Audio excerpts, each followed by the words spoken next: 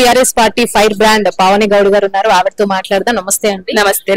ఎంతో మంది ప్రాణత్యాగంతో వచ్చినటువంటి తెలంగాణ గత 10 సంవత్సరాలు ఏ విధంగా ఉంది, ఇప్పుడు ఏ విధంగా ఉంది?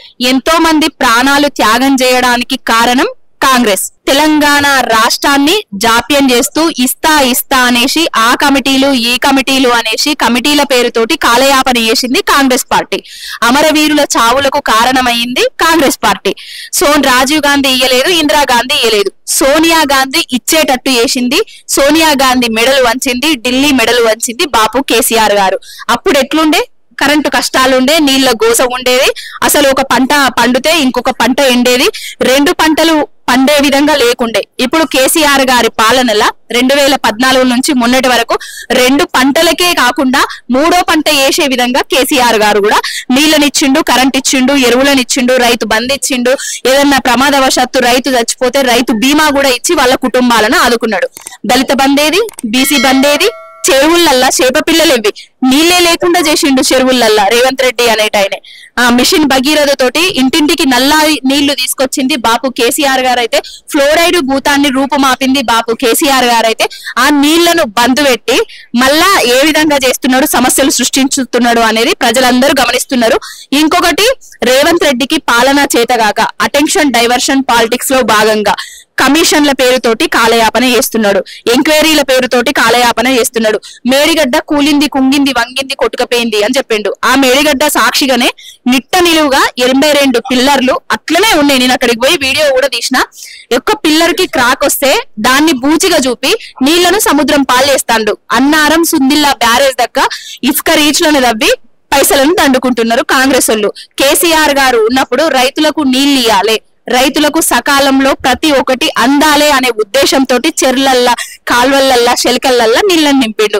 రేవంత్ రెడ్డికి రైతు ద్రోహి కాబట్టి, ఉద్యమ ద్రోహి కాబట్టి నీళ్లను బంద్ పెట్టిండు, ఇసుక రీచ్లను దవ్వుకుంటాడు. వాళ్ళ ఎమ్మెల్యేలు, వాళ్ళ మంత్రులు కోటీశ్వర్లు అయ్యే విధంగా చేస్తాడు.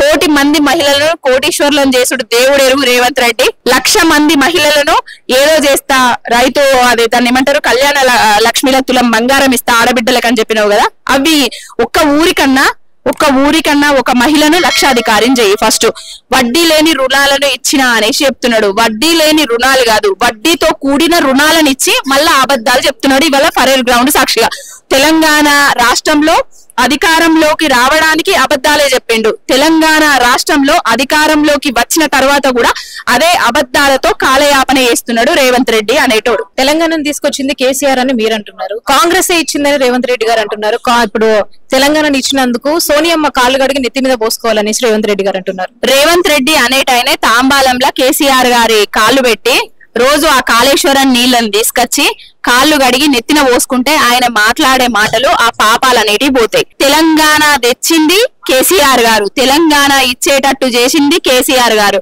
కేసీఆర్ లేకపోతే, టిఆర్ఎస్ పార్టీ లేకపోతే, తెలంగాణ రాష్ట్ర సమితే లేకపోతే కాంగ్రెస్ వాళ్ళు, ఢిల్లీ వాళ్ళు తెలంగాణ ఇచ్చేటోళ్ళ?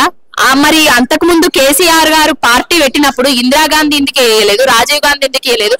మర్రి చెన్నారెడ్డోళ్ళు అడ్డం పొలుగు నిలువున్నోళ్ళందరూ తెలంగాణ రాష్ట్రం తెస్తా అని చెప్పారు. పదవులకు అదైపోయి ఎవ్వి తీసుకురాలేదు. కానీ కేసీఆర్ గారు పదవులకు రాజీనామాలు చేసి పదవులను చిటికన వేలుతోటి ఇసిరి కొట్టి తెలంగాణ రాష్ట్రానికి తీసుకురావాలనే ఉద్దేశంతో పార్టీని ఏర్పాటు చేసి చావు నోట్లో తలబెట్టి తెలంగాణను తీసుకొచ్చిండు. ఢిల్లీ మెడలు వంచిండు. ఒకడేమో తెలంగాణ రాష్ట్రాన్ని ఆ ఏర్పాటుని అవమానించిండు, ఇంకోడేమో తెలంగాణ రాష్ట్రం ఏర్పాటును జాప్యం చేస్తూ ఎంతో మంది అమరులు కావడానికి కారణమైండు. ఇప్పటికైనా రేవంత్ రెడ్డి అనేటైనా నిజాలు తెలుసుకొని మాట్లాడాలి. ఇప్పుడు నీళ్లల్లే దెబ్బేశం ముచ్చట్లు, ఇప్పటికైనా అబద్ధపు ముచ్చట్లు బంద్ చేయాలని కోరుకుంటాను.